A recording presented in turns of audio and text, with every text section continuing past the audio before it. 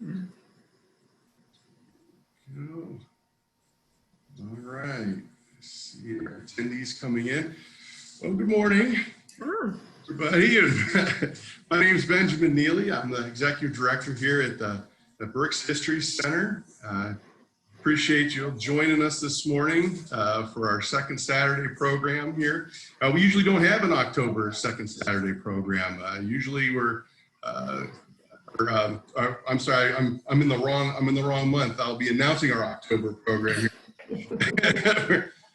I'm all out of sorts here. But, I'm glad to have you all join us here this morning for our second Saturday program, which we're very glad that we're able to continue to do in this format since we can't gather in our auditorium. And I'm very grateful for Herbine and Company that is allowing us to use their Zoom webinar account to host these programs. That was very generous of them, and so we're very grateful for their support. They've always been there whenever we've needed, and it's just wonderful that we can do this. And I just want to go through a few announcements here before we get to the main event. The first is big one. We are open.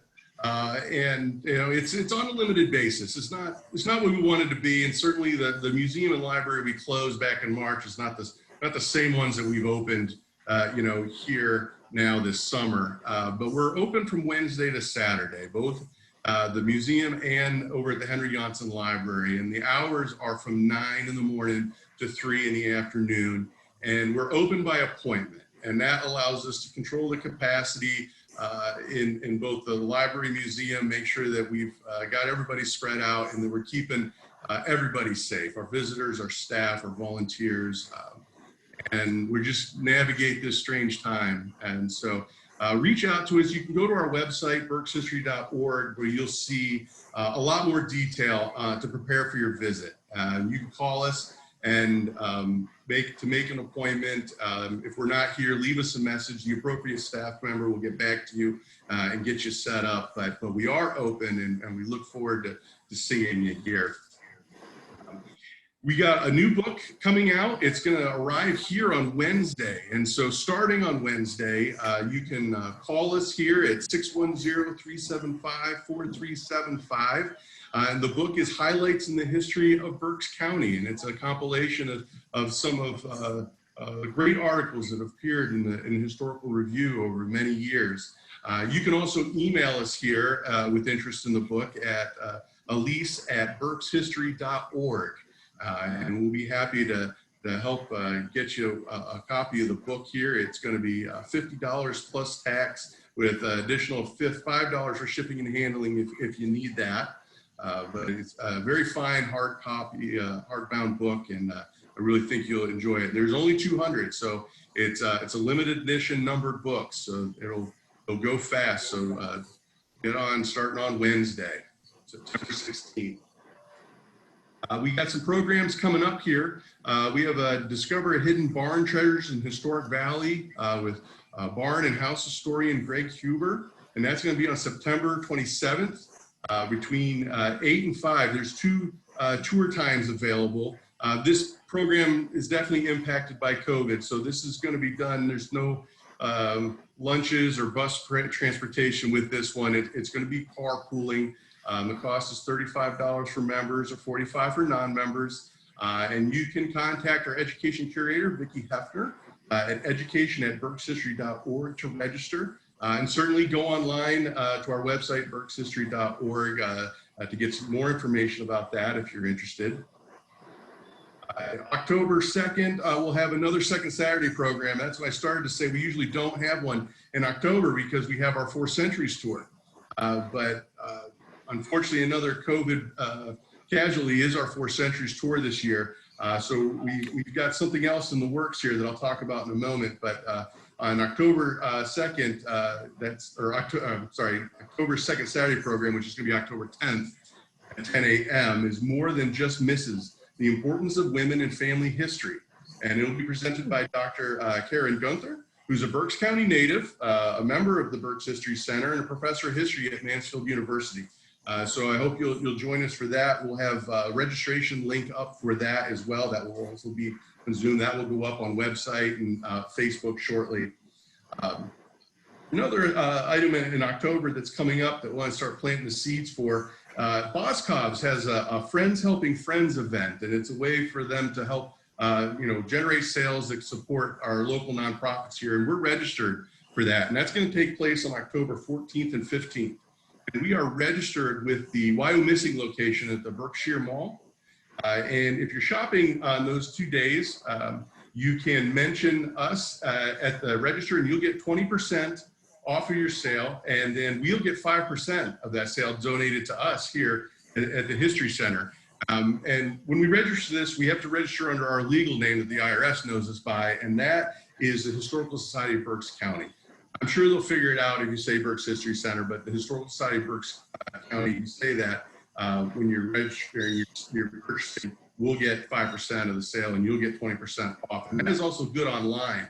Those 2 days as well. But great way to get a jump on your early Christmas shopping, and then also support your local nonprofits here. I want you to save the date for October 24th.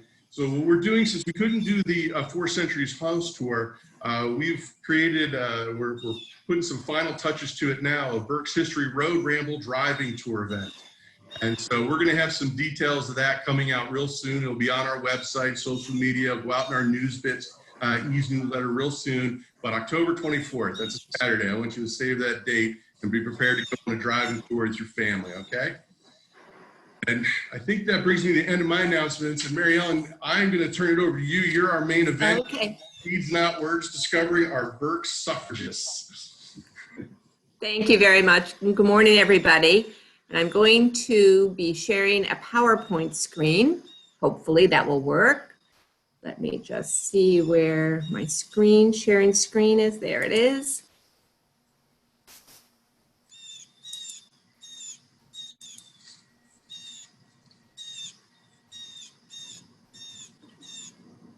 All right, I don't see it quite yet. I just see, Ben, I see your screen.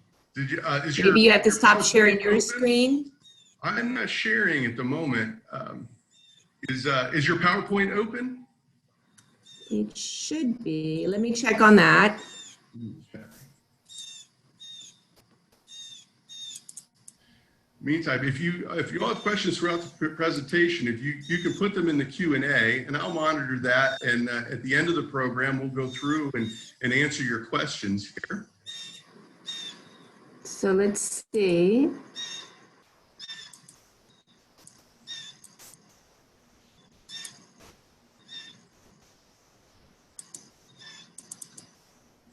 Okay, why is that not sharing? Now I keep getting just Benjamin Neely Berks History Center. What happens, is your PowerPoint open on your desktop? It is, yes. Let's see. What happens if you minimize the Zoom window then?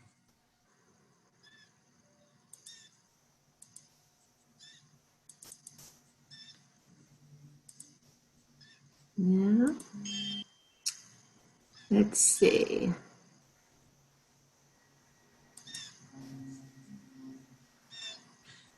Stop share. I'm going to try again.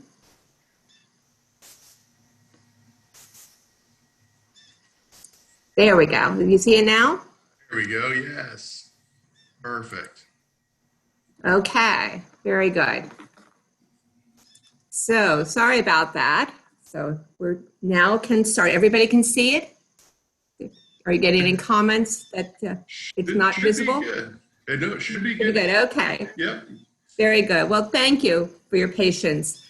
And I am Mary Ellen Heckman, and currently I am Associate Dean of Library Services at Reading Area Community College at the Yoakum Library. And I'm also very interested personally in family history. And so I was asked by my college to work on the committee for the Berks Suffrage 2020 Centennial. And when I joined and I listened to everybody's contributions, I thought, well, maybe I can contribute by doing some research on the family history of some of the women who worked in the Berks suffrage movement. And so that's how all this came about.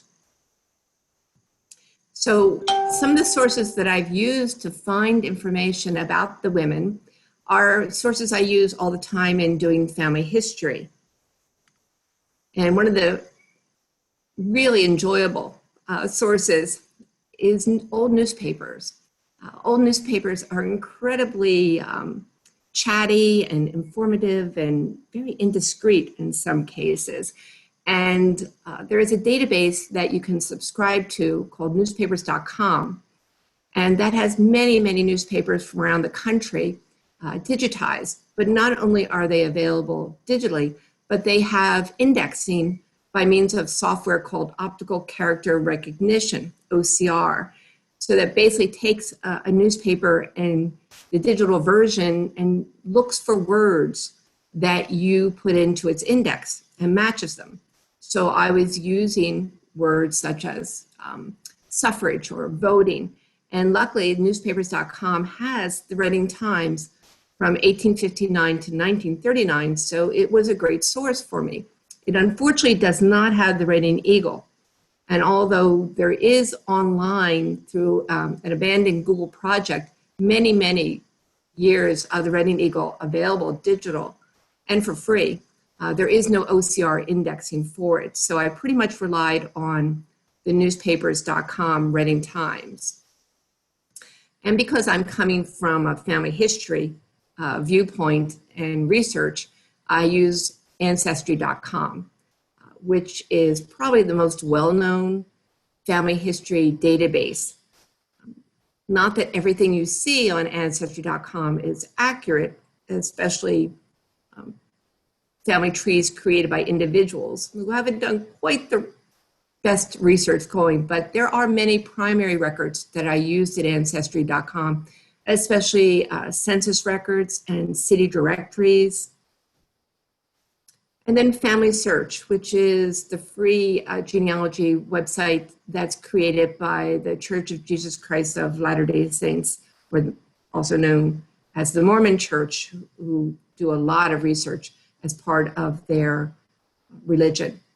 And then I used local Berks County resources. We're very lucky in Berks County that many of our resources are available online and for free, such as our deeds through the Recorder of Deeds, or the marriage indexes that you can find in the Register of Wills online website.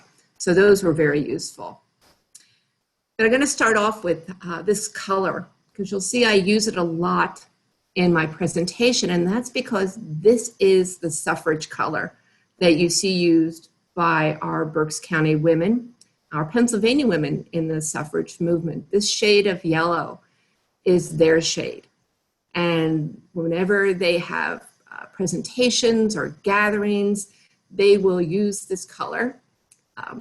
The flowers that are this color, the dolls of this color. Nationally, there was a group of women's suffrage, and they used the colors purple, yellow, and white. And I learned more recently in an article of the Times from the Philadelphia Inquirer that that is the color scheme of the more militant or radical, as they describe them, women's suffrage workers. But the more conservative women use just the shade of yellow. So whenever you see this kind of marigold yellow, think of the Berks women and the suffrage. And they would encourage people to grow flower beds of flowers in this color, marigolds or chrysanthemums. And they would decorate their teas and their parties, and they would wear ribbons of this color when they would go places. So that's the color you have to think of when you think of Berks women suffrage. So again, think about chrysanthemum. At this time period, people were very aware of the meaning of flowers and colors. And here, yellow chrysanthemums, from all the articles I read in the newspapers, was their favorite. And it's a symbol of friendship and cheerfulness in Victorian language of flowers. And so they would use this extensively, even at Christmas time. I'm not sure where they got them, but there are mentions in the newspaper of their decorating stockings full of yellow chrysanthemums. So here's a timeline that I discovered about the Berks County experience with the women's suffrage. And starting back in 1896, the Mary Ellen, Pennsylvania I'm sorry to women's jump in. The slides aren't advancing for us yet. aren't. They aren't. They are on We're my looking, side. we're Oh looking at dear. the title slide. Okay, this is a little bit of a, they are on my side, so what can we Oh, there do we about go. that? Are you seeing it now? Yeah, if you click up out there where it says from current slide, there we go. And now I'm seeing the yellow chrysanthemums slide, Are you seeing the timeline? and not the timeline. You know, I think I might have to, do I have to Oh, do there it we this go. way? What's that? Now I see the timeline. There we go. Okay, it's not doing it automatically, but I can do it manually.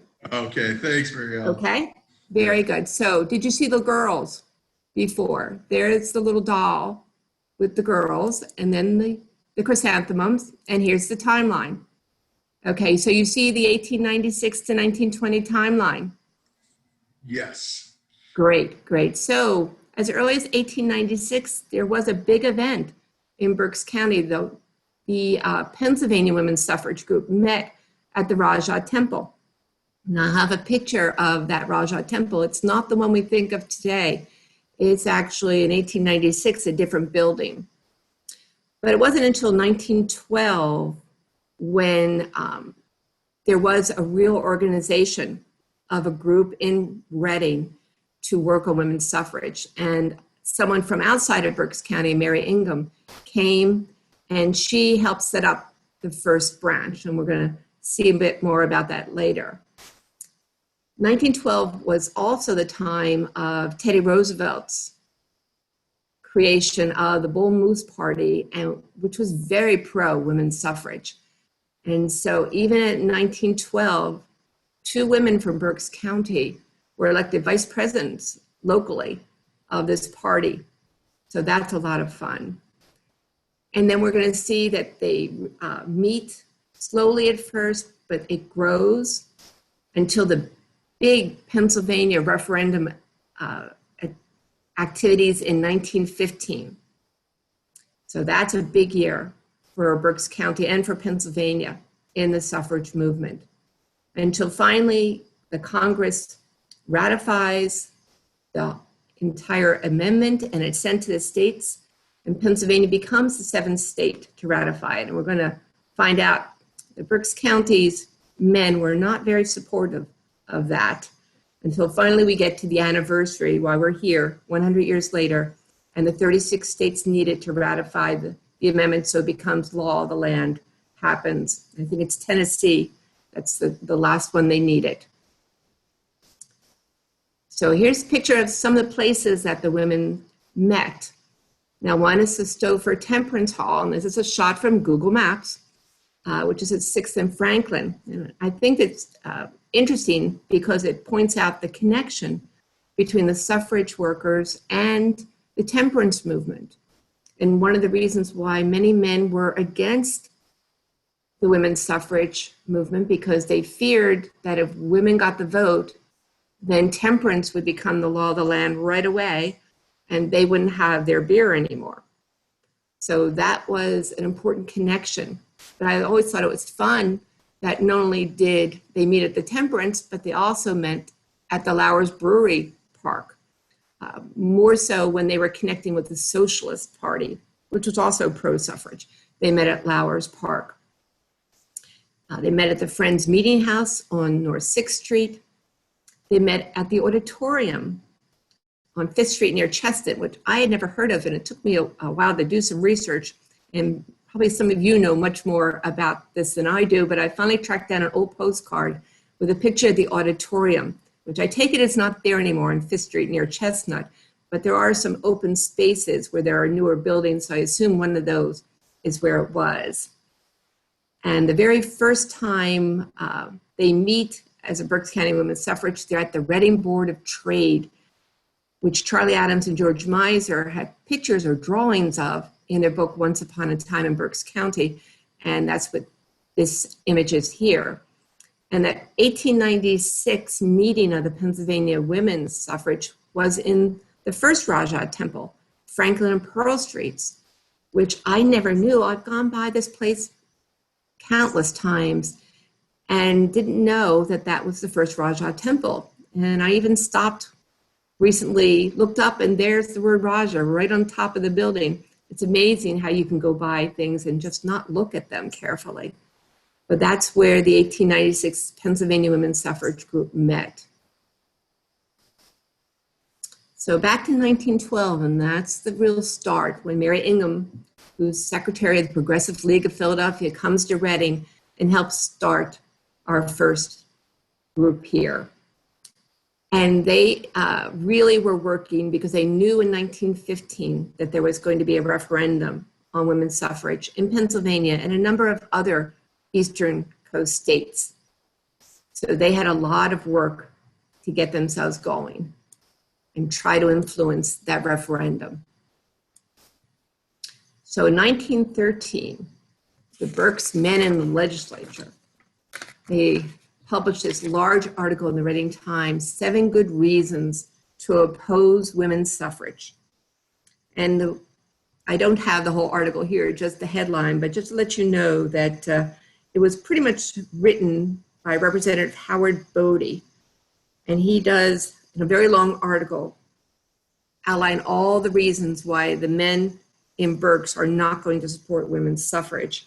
But primarily it's that, first of all, women, he thinks, they just don't really want suffrage. And that politics would make women coarse, and you just don't want that happening. And he fears that the teachings of the women agitators will lead at least 2/3 of all young ladies away from home for the purpose of engaging in political and commercial life or sporting life, if I dare use the term. So this group is not supportive at all. And Representative Bodie's from Cumru Township, and along with him is Representative George Washington Sassaman and Daniel Rothenberger. And those 2 men don't even want the vote to come to the state legislature at all. They just don't even want to see it there. But 2 other Berks representatives, Benjamin Strauss and Edwin Herbst, they think at least come bring it for a vote. So that's some positive news there. But here's the mention of the suffrage ladies. They do meet at the Board of Trades, and it's so crowded, they have to turn away nearly 200 women who want to join in. So there's great enthusiasm in this time period of early 1913. And they start making lots of plans to hold meetings, to distribute information, to meet with people across the county. And they select Mrs. John Renshaw Jr., president of the Berks County Suffrage Association. And we're going to hear more about Mrs. Renshaw later, but she is the first leader of the Berks County Women Group. And in the beginning, there is a Reading group and there's a Berks County group. And Mrs. Renshaw is the only one that's really mentioned, though, as a leader. And she goes traveling extensively throughout Pennsylvania and to Washington, to New York City, to get more information and more ways to promote this whole endeavor. So by 1914, the ladies are really pretty active. They're going throughout the county. They're not just looking at Reading. They're going out into the farmlands. They're working as much as they can with a variety of different groups, like the YWCA, the women's clubs. They are having exhibits. They are distributing literature. They're going to the Grange, the county Grange, which endorsed the suffrage movement. They're having meetings out at even out in the outskirts. They're inviting notable women's suffrage leaders to come and speak in Reading, including Clara Laddie, who's originally from Germany and speaks not only in English, but in German. And they have many rallies. And again, they've got their yellow banners, they've got their yellow flowers, and they're really working very hard towards the goal of influencing the 1915 referendum. So by 1915, beginning 1915, they're getting much more close to this referendum, but there's a real problem. And that's because Mrs. Renshaw, Frances Addison Mason Renshaw, resigns.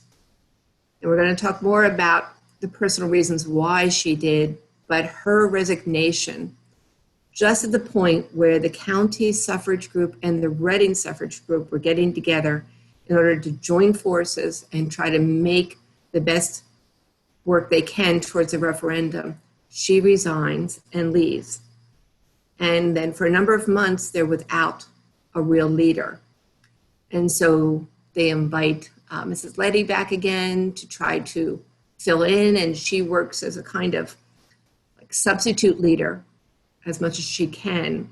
But as you can see with that middle article, there's still a lot of men who just don't support the women's suffrage. And that's the big reason you see often mentioned. It's the fear that the connection of the women's suffrage group with the temperance group, that if the women got the power, the drink goes away, and that temperance would become the law of the land. What's of course ironic is that happens long before the women get the vote. The prohibition does become the law of the land. But there are many articles in the newspaper and many men who express the real concern about temperance and the women's suffrage group.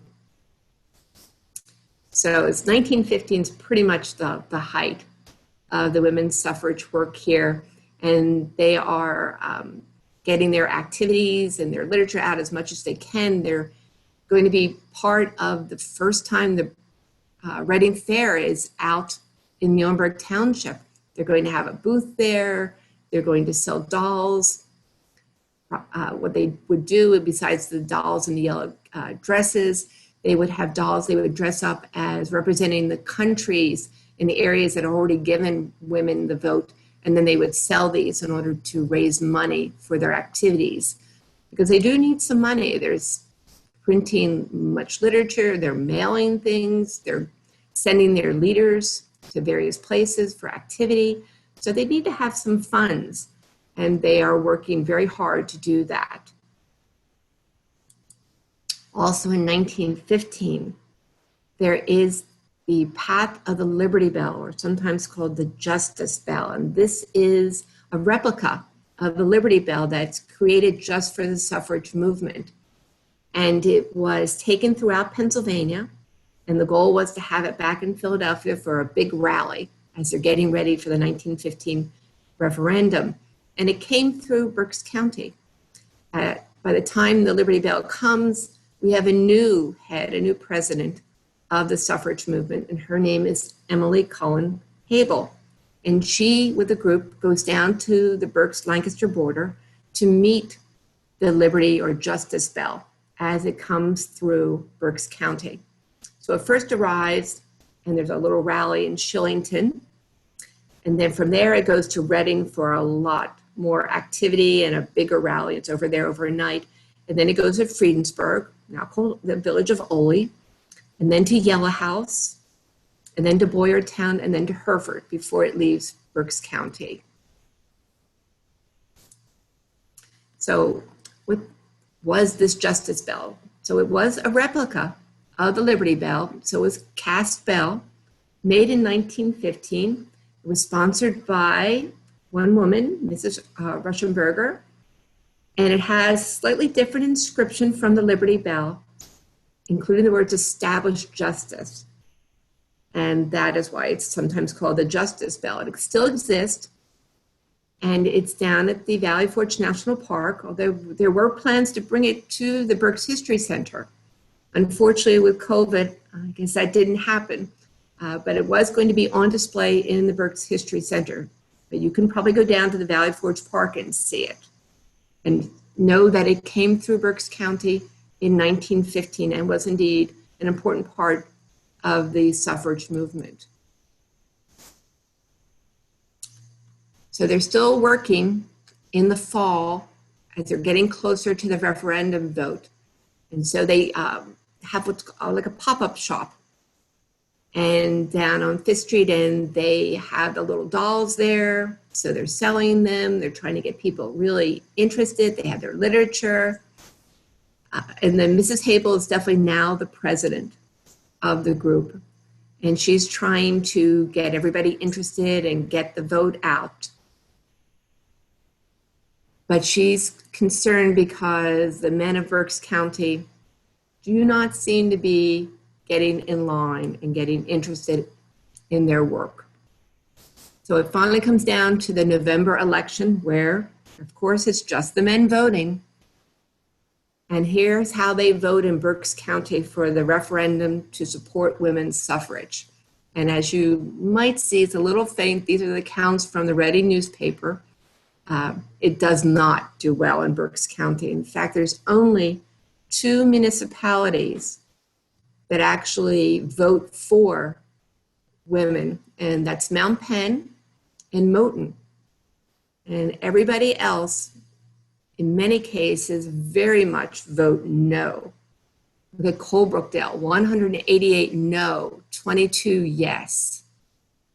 Fleetwood, 187 no, 61 yes. So even in Mount Penn and Moton, they're very close, but at least there are more yes votes than there are no votes. So it's very disappointing for the suffrage workers. It has not gone well, not only in Pennsylvania, it was defeated, I believe, in many of the other Eastern Coast states. So New York, Massachusetts, New Jersey, it's all not well at all in 1915. And that's a real problem for the Berks County women. But we're going to skip ahead right now before we go into depth on the women's lives to let you know that there are good times ahead. And that in June of 1919, the Women's Suffrage Amendment did pass the actual federal Congress and then was sent to the states. And here's our group of Berks County representatives and how they voted. So State Senator George Washington Sassaman, no. State Representative Walter Ringler, no. State Representative Cyrus Brendel, no. State Representative Wilson Sarek, no. The only Berks County man in the state legislature that voted yes was James Norton, and the sole Republican from Berks County. He voted yes. And Charlie Adams has a very interesting article about James Norton that appeared in the winter edition of the Historical Review. And James has a very colorful, interesting past. But here he is the Republican, sole Republican voting for suffrage. And at this time, the Republican and Democratic parties are not quite the Republican and Democratic parties that we know of today. If you go back in the history of the political parties, you'll see that over time, their platforms and their philosophies have changed. And at this time period, it's the Republican Party pretty much who's supporting suffrage, especially though the breakaway Bull Moose Party of Teddy Roosevelt, which definitely supports suffrage. But the Republicans tend to support suffrage, it seems, much more than the agrarian Democratic Party is. And then certainly the Berks County representatives, it's only the Republican James Norton who supports. And in the final vote on the state, there were only 6 state senators who voted against it, and our Sassaman is one of them. And in the House, the suffrage passed 153 to 44, and we had 3 state representatives that are part of that 44 that vote no.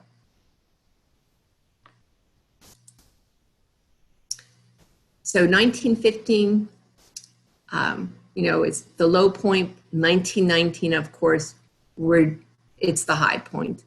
And now Pennsylvania has passed, they ratified, we're still not to the full ratification. Pennsylvania's the 7th state to ratify, so they need many more to go, but they know it's coming.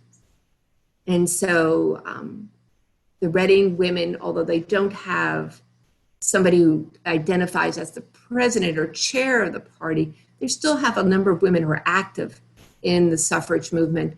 And they get together and they head to Philadelphia to the very last convention of the Pennsylvania Women's Suffrage Association in November of 1919, because it's going to go out of existence. There's no longer a reason for it to be there. It's going to become the Pennsylvania League of Women Voters in November of 1919. But from this article in the Reading paper in November of 1919, you can see there are a number of Berks County women going. Mrs. C.P. Henry, Mrs. Charles Henry. She's probably the most prominent and most active member of the Berks women at this point, but she's not ready to call herself president. She has a young family. She's very active with her husband, a local doctor. And so she does not take on the presidency, but she's still active. And other women going with them, Mrs. Poole, Mrs. Berge, Mrs. Gebhardt, Mrs. Yoakum, Miss Gerhardt, Mrs. Dick, Miss Haynes, Mrs. Rush, Mrs. Alcana, Mrs. Hoffmaster, Mrs. Francis, Mrs. McCallum. So it's a large group that goes down to Philadelphia to celebrate and to get ready for the next vote. And Berks County still cannot believe, the men in Berks County, that this is actually happening. And they've procrastinated making plans for this first election with women until in August of 1920, they finally realized they've got to do some work and get ready for women to vote in November of 1920. And so now we're going to look a little bit more at the women. And this is when I use some of my genealogy skills to try to find out more information. And I just like this quote, "Remember the ladies," which is going actually back to 1776. And this is what Abigail Adams wrote to John Adams in March of 1776, when she knew her husband and his colleagues were getting ready to create the laws of the new country. And she wanted him to remember the ladies and give women more rights than they had. And unfortunately, they didn't. We had to wait a while before we got more from the men of the country. But let's take a look in depth of, or somewhat more in depth, for the women of Berks County and what they were doing and who were they. So when I was doing a lot of the research, at this time period, women who were talked about in the newspapers would use their titles. And that means they were using their husband's name. So like, my title is Mrs. Robert Heckman. My name is Mary Ellen Heckman. And so the women would go by their titles. So Mrs. Renshaw is Mrs. John C. Renshaw Jr. We don't know what her real name is, which is Frances Addison Mason Renshaw. And to discover that, I had to do some research, some genealogy research. So I discovered that Frances is from Hagerstown, Maryland. And she's a daughter of a prominent doctor in that area, and that they were very active in social circles in Maryland. But what was most interesting is that her family was definitely from a Confederate family. Not only was her father a member of the Confederate Army, he had been the chief surgeon for the Army in Richmond and president of the Confederate Memorial Association. And even her husband, who was from a Pittsburgh family, he had gone down and lived in the Maryland area, and they had joined the Confederate Army. So this is a very Southern family and very pro-Confederate. And that brings up an aspect of the suffrage movement, which is talked about more in the last several years than it had been previously. And that is that there is an influence of the effect on the suffrage party of giving Black men the vote, especially in the South. Southern women were very upset that Black men had been given the vote before they were. And so that there's this whole controversy of the suffrage movement and the movement to give Black men more rights than white women. And so it's not unusual to see women coming from a Confederate background to be very involved in the suffrage movement. But Frances was a very active woman. She does not seem to have any career outside the home, which of course is not unusual at this time. And she's very involved in a number of women's clubs and activities, both in Maryland and when she moves with her husband, when he's transferred to the Reading area. And she's working with the Women's Club, the YWCA, the auxiliaries of her church. And she is definitely the first real head of the Berks women's suffrage. Now, and she travels extensively. She throws herself into the work, and she's always going somewhere to work on the suffrage movement. So I could see that she's away from home quite a lot. Whether that's a cause for the breakup of her marriage, I don't know. But I do know that during this time period, especially 1915, 1916, there is obviously a breakup of her marriage. They're listed as living separately. She stops using her title of Mrs. John Renshaw and starts using Mrs. Frances Mason Renshaw, which is more typical of how a divorced woman would use a title at that time period. And eventually, in fact, her husband moves away and divorces her in Philadelphia.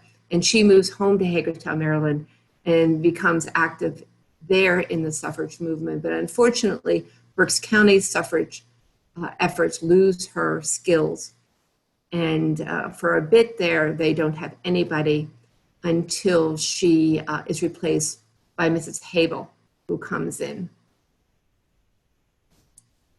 So Mrs. Habel is also not from Berks County and moves here from the South, although she's from West Virginia, not Virginia, although West Virginia is a pretty new state when she's born there back in 1873. I do not find at this point that her family was connected to the Confederate cause, but she's definitely not from Berks County. And she has an interesting marriage, shall we say, also. And she marries Charles Habel, who is described as a Baptist minister, but I see him more often as a traveling salesman. And they live in a variety of different places. It doesn't look like Charles is doing well as a traveling salesman, so they move a lot, and they finally get to Reading in 1912, and they're living in apartments over on West Oley Street, the Hamel Apartments. But by 1912, Emily is very active, again, like Frances is, in a number of different women's groups, but she's also active in politics and becomes vice president of the local branch of the Bull Moose Party of Theodore Roosevelt.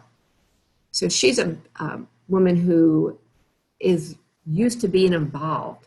And so when Mrs. Renshaw leaves the area, she eventually takes over as the second president and really the last president of the Berks Women's Suffrage Group.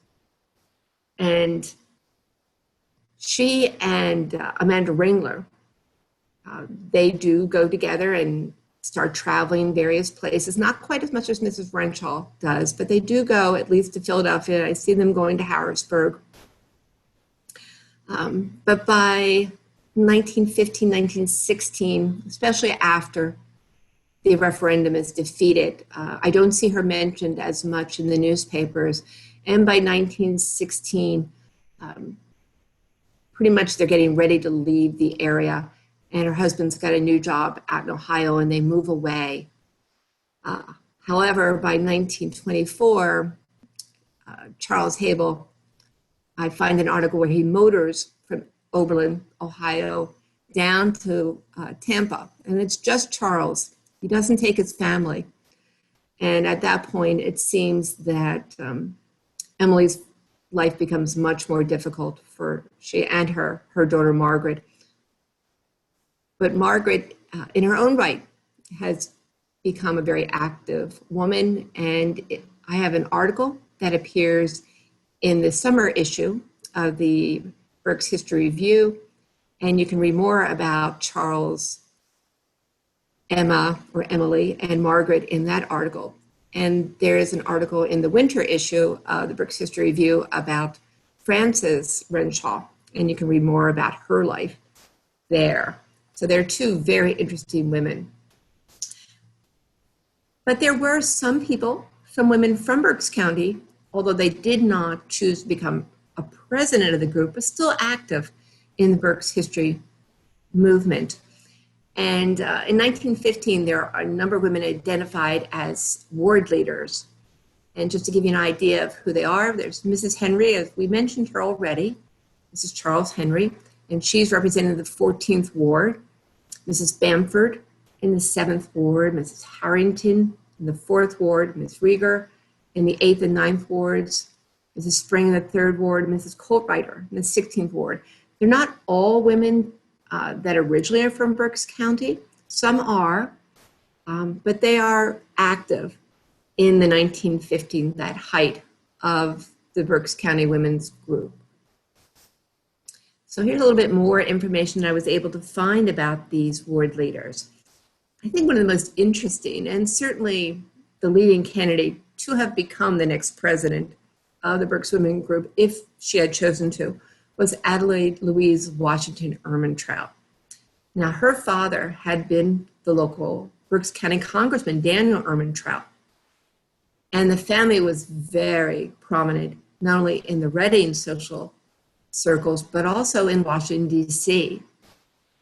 And she had then quite a privileged background, but unfortunately, her father died very tragically and early of an accident with eating, and some of his caught in his throat, and not long after that, he died.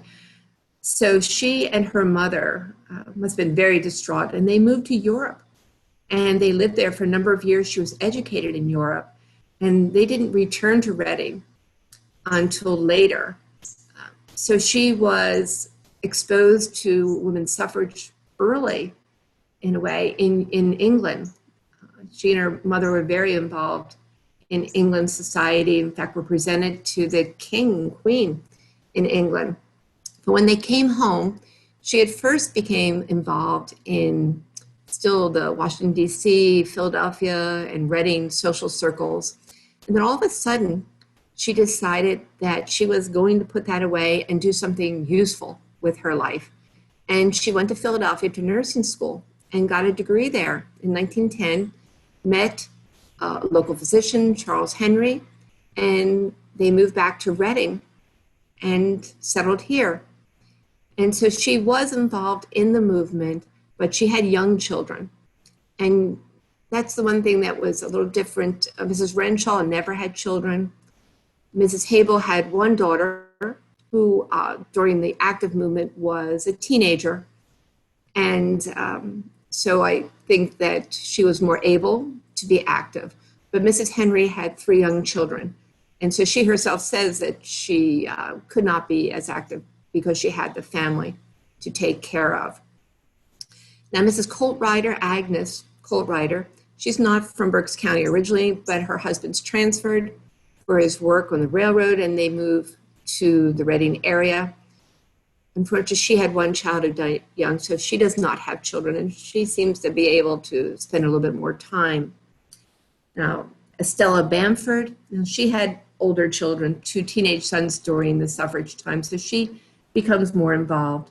Miss Rieger, at this point, is unmarried. She does marry later, but she has no children. So you see a pattern here where the women, of course, who have children, they have lots of responsibilities, and at this point, probably not a lot of ability to find help in order to spend more time in the movement. Mrs. Carlton Spring, now she's from the Reading area and even has a mother-in-law who's active, so that's fun. Mrs. Harrington, Jenny Harrington, She's not from the Reading area. She moves away and has a tragic end going further in Harrisburg, but was pretty active while she lived in the Reading area. And there are a number of other women that are mentioned in the newspaper articles as helping in a variety of different ways. They would have teas, they would take care of the little pop-up shops, they would staff the stands at the fairs, or they travel throughout the county distributing literature. And a number of the women, though, you see they're coming from backgrounds where they have at least enough resources that they probably, don't have to work in a factory, whether they're married and have some disposable income, or they're unmarried but in a family that can support them, so they can spend time. So we have Mary Keppelman Amoli, whose husband is treasurer of the Reading Stove Company, and she's able to do work. Mrs. Ancana, Sarah Bechtel, her husband's an attorney. She has 4 sons, but she's very active in local groups, and we're going to see her picture of her house a little bit later.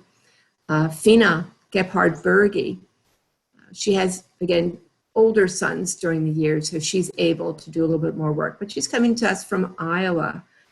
An interesting woman is Rita Mae Emma Dowie, who's considered an artist at the time, although the only art I found that she actually did, she painted china, which would have been a popular art at that time period, but her family seems to be quite wealthy, and she's living in Mount Penn, as is another woman who's active.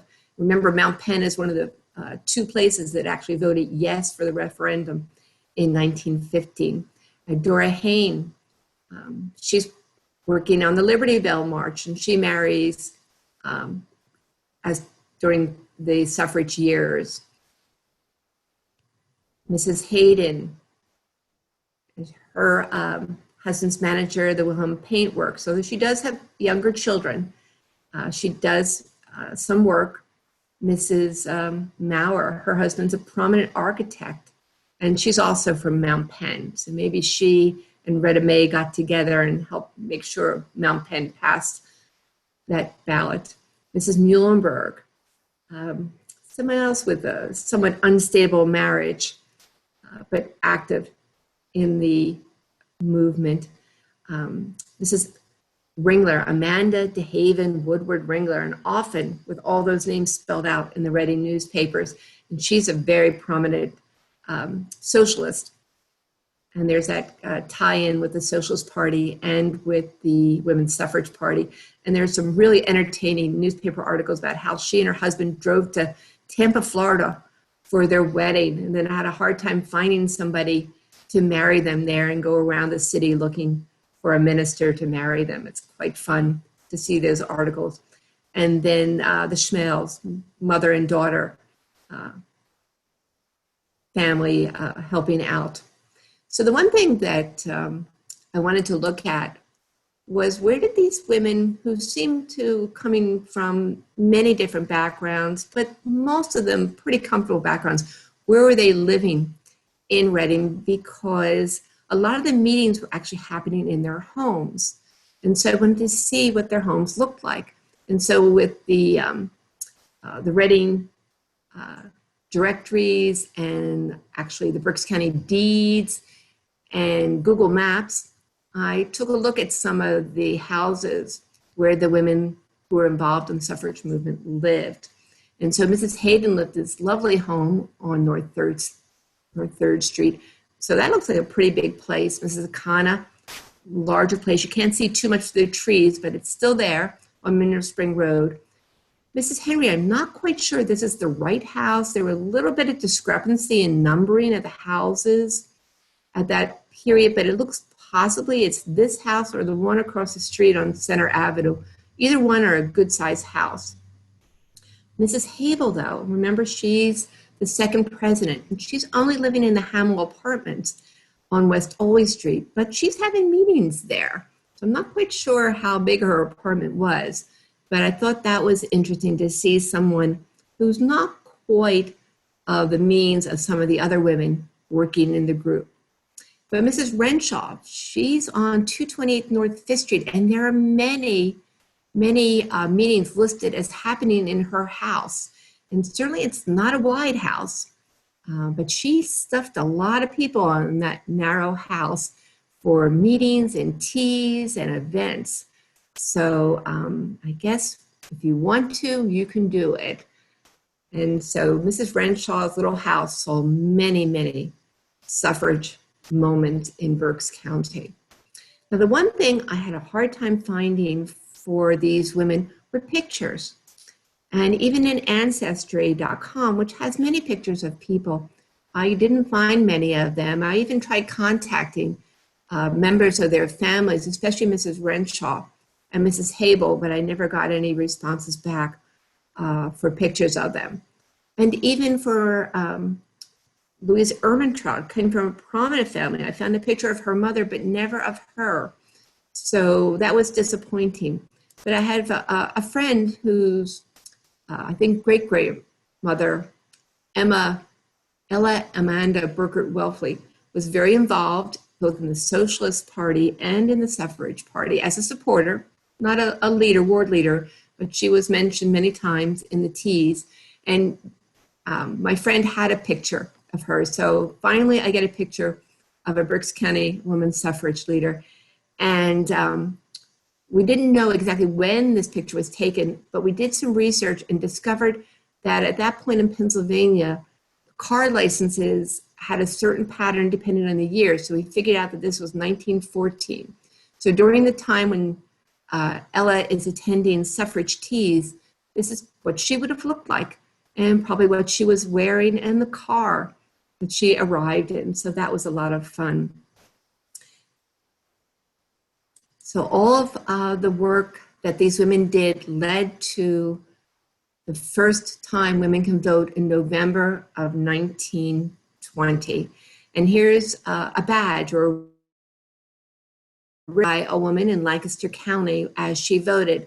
And you notice it's in the Pennsylvania color of the suffrage movement, that marigold yellow. And so some woman in Lancaster County wore this when she went to vote and voted for the Republican ticket, and Harding won. But also, those Berks County women, they remembered who voted for them back in 1915, and they voted for the first Republican from Berks County to be a state senator, and it's James Norton. And he defeated Wilson Sarek, who was expected to win, but you'll recall what Wilson Sarek did back in 1915. He voted against women's suffrage. So those women voters, they remembered the deeds, not the words, or actually they remembered the deeds and the words, and they voted down Wilson Sarek and voted for James Norton as their state senator. So they indeed had the last word. So that concludes my PowerPoint. I apologize for the problems with it, and I thank you for sharing this opportunity with me to talk a little bit about the Berks women of the women's suffrage movement. So if you have any questions, I'll be glad to try to answer them. There are a few here in the Q&A box here. First one I have up here is what was the vote in Reading? Which vote? Okay. Do you mean for the 1915 referendum? I think it was in reference to that. I'm looking at the timestamp for when that came in. Okay, I did mention that. Let me just find that again. Okay, let's see. Or are they talking about perhaps the 1919, the suffrage movement? She put a qualifying note here. It was on the referendum. She was on the referendum. So we had that PowerPoint. Remember, that's the one that only the two municipalities, Moulton and Mount Penn, voted in favor of it. Let me go back to that screen. So did that person want to know what the Reading vote was in Yes. 1915? Okay, let's take a look and see if we can see it. Can you see that screen of the 1915 vote? Yes, that's up on the screen now. Okay, they're not alphabetical, so we have to kind of look through for Reading.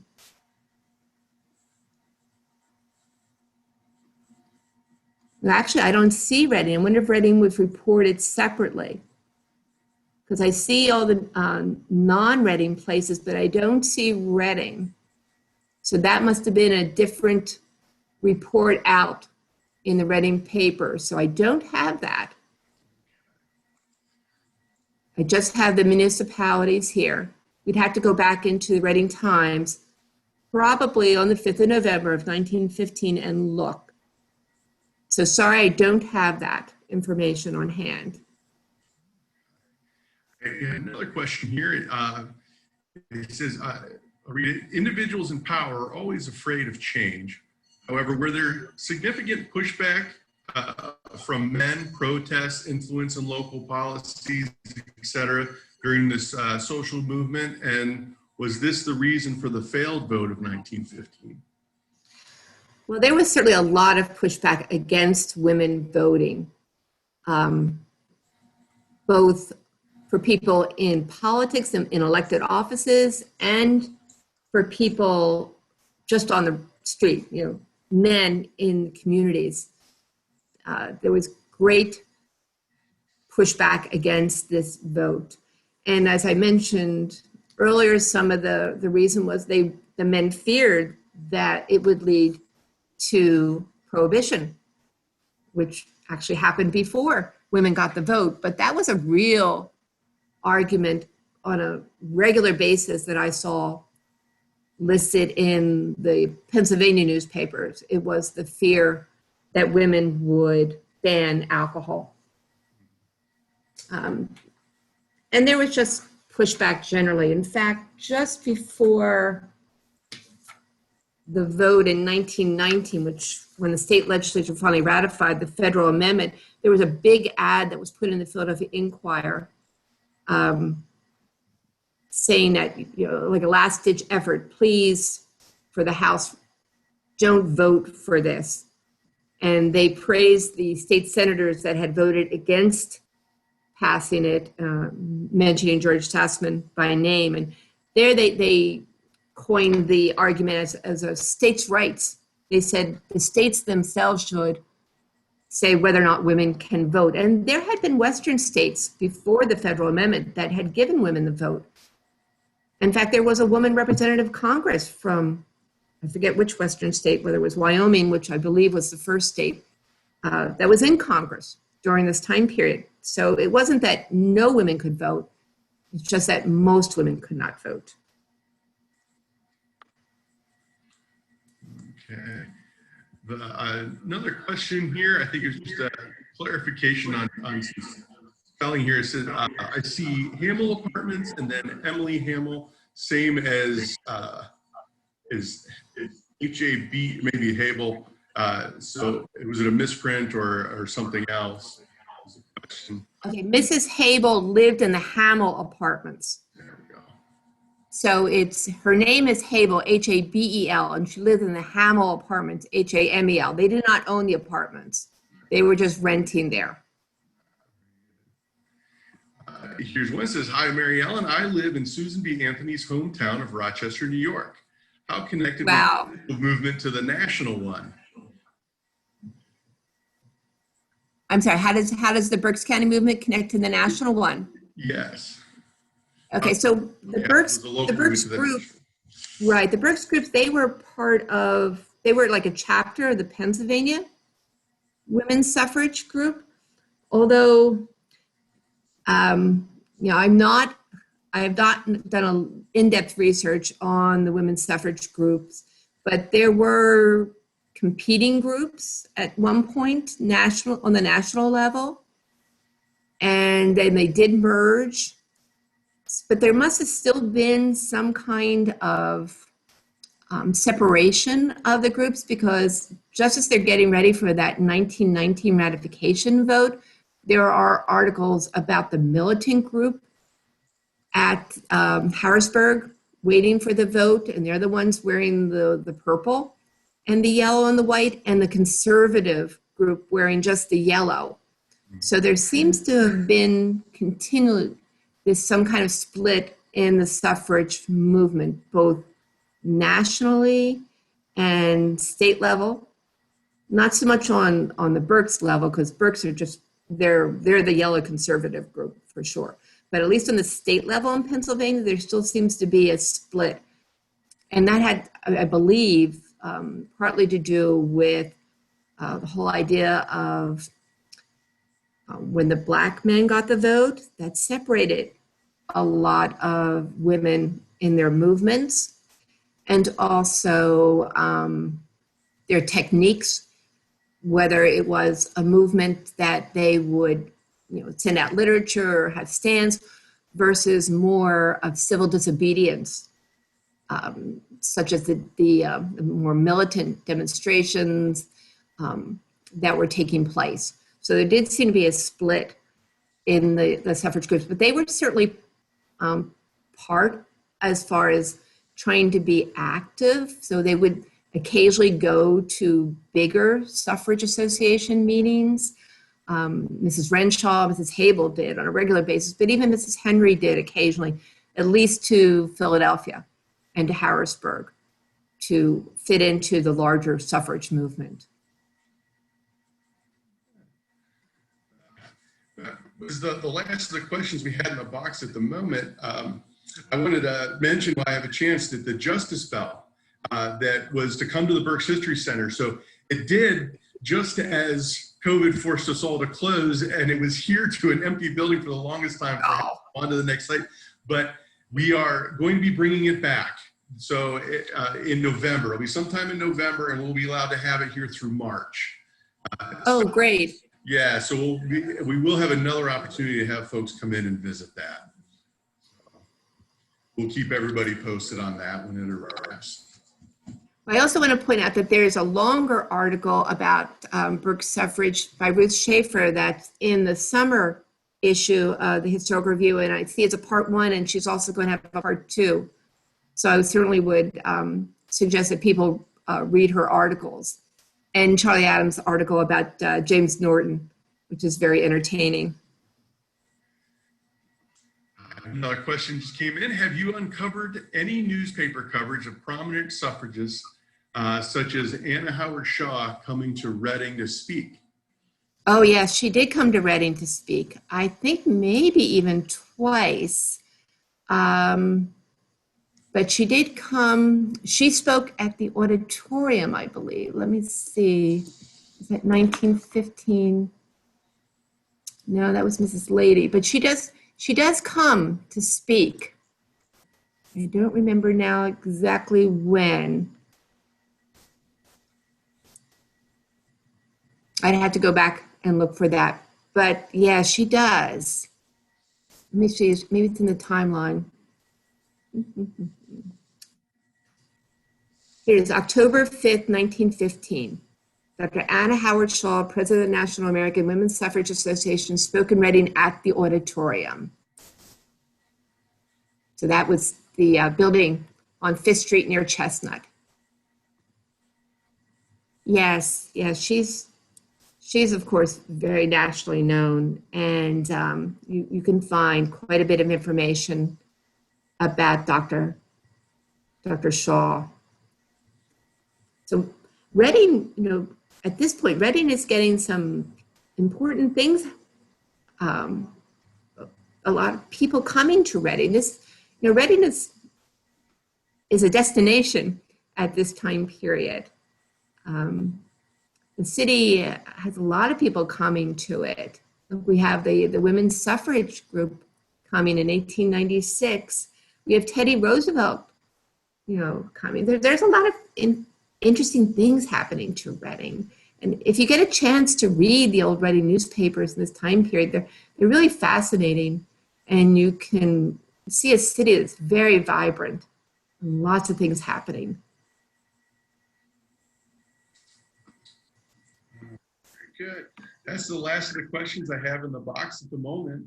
So, Mary Ellen, thank you so much for doing this program for us. Oh, you're welcome. And thanks to the women of Berks County for all their work they did for us. That's a very good point. I will end the program here, but I wanted to thank you all for joining us this morning, and hope that you go out and enjoy the rest of your weekend here. And I hope that you'll come visit us at the Berks History Center as soon as you're able. Goodbye. Bye, everyone.